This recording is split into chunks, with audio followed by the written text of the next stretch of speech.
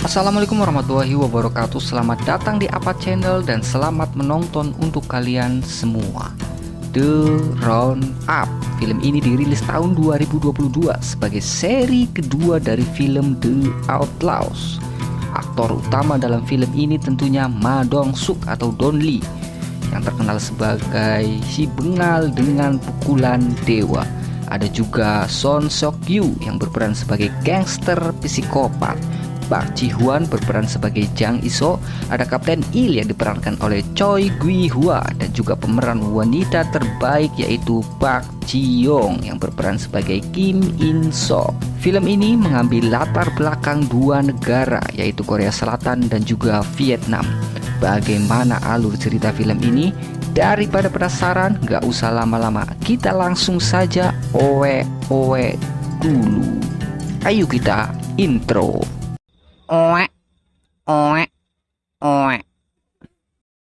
Cerita berawal dari sebuah pertemuan antara si investor kaya Yongki dan preman psikopat Kang dan anak buahnya di Vietnam.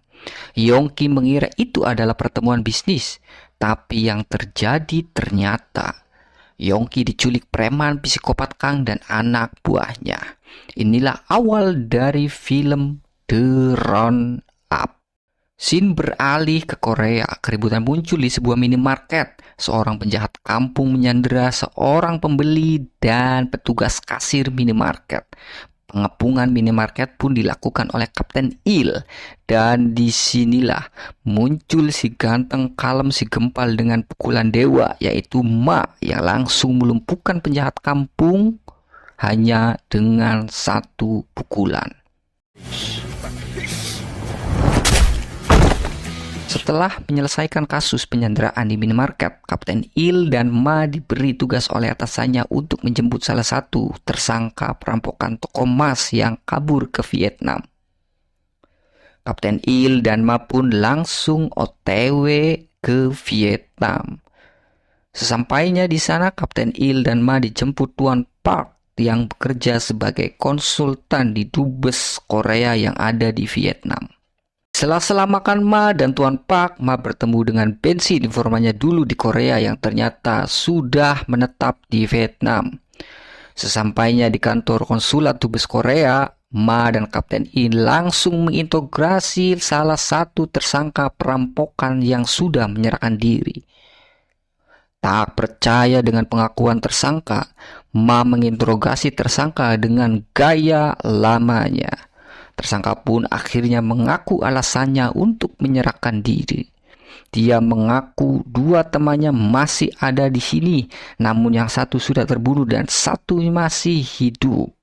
Ma dan Kapten Il pun diberi alamat satu tersangka lagi yang masih hidup dan segera menuju tempat tinggal satu tersangka yang masih hidup.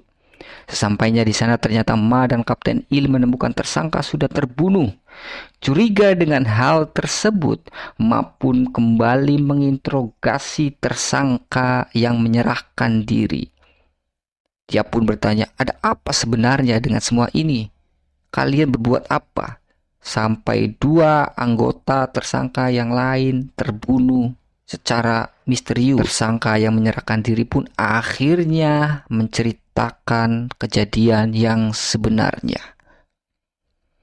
Dia mengaku menculik Yongki atas perintah Kang. Namun dalam perjalanan komplotannya berbeda pendapat dengan Kang hingga dimanfaatkan Yongki untuk kabur.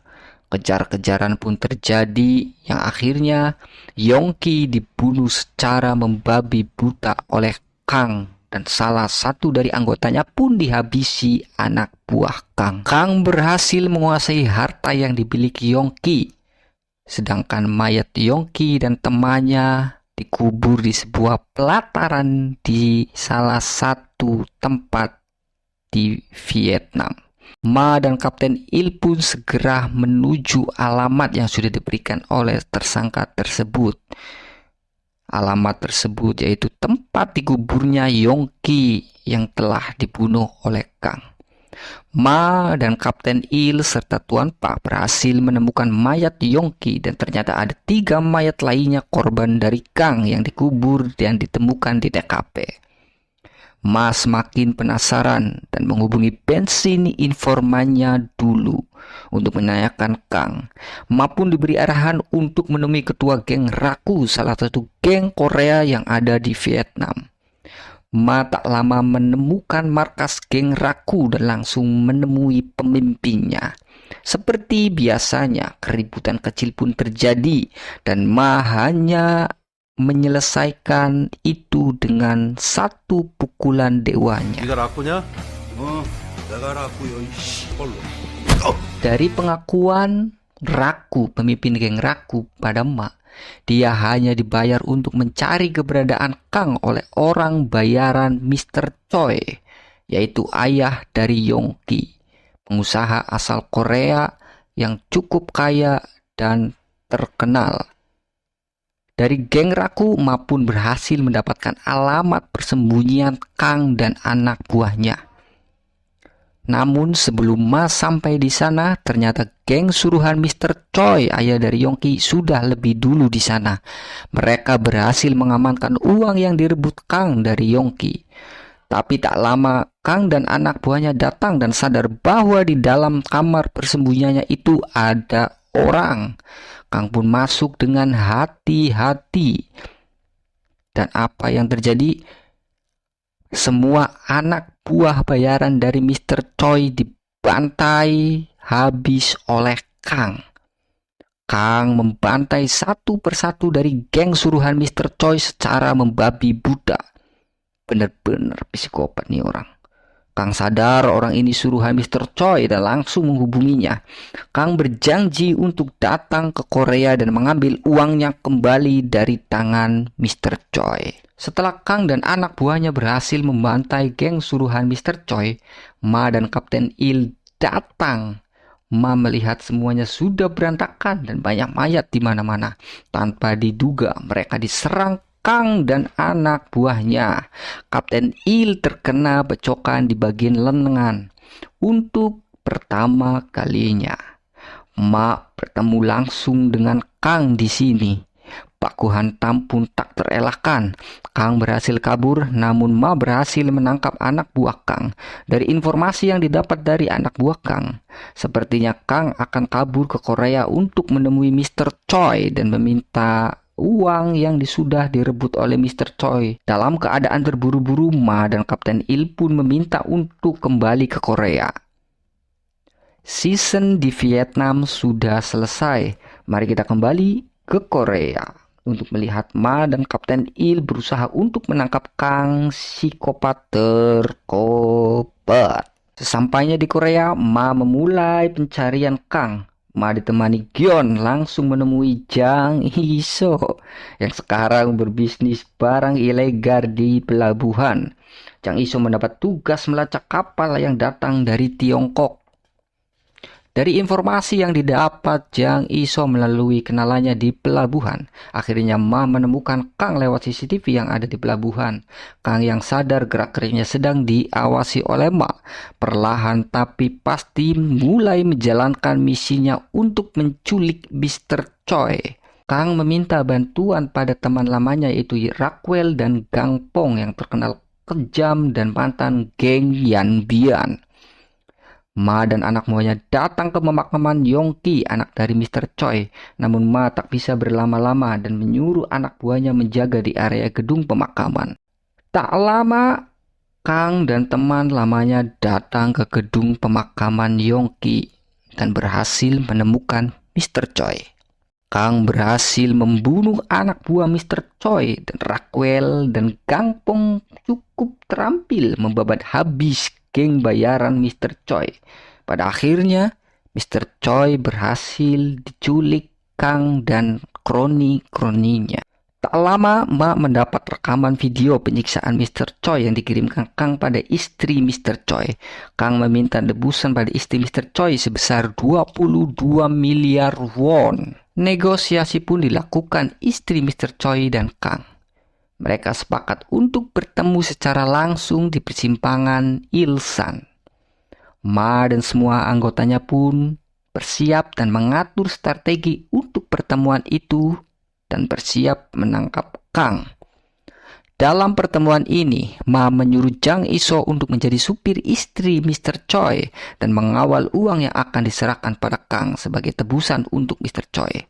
Kang yang tidak percaya sedikit pun pada istri Mr. Choi menugaskan Rockwell dan Gangpong mengikuti mobil yang dikendarai Jang Iso dan istri Mr. Choi.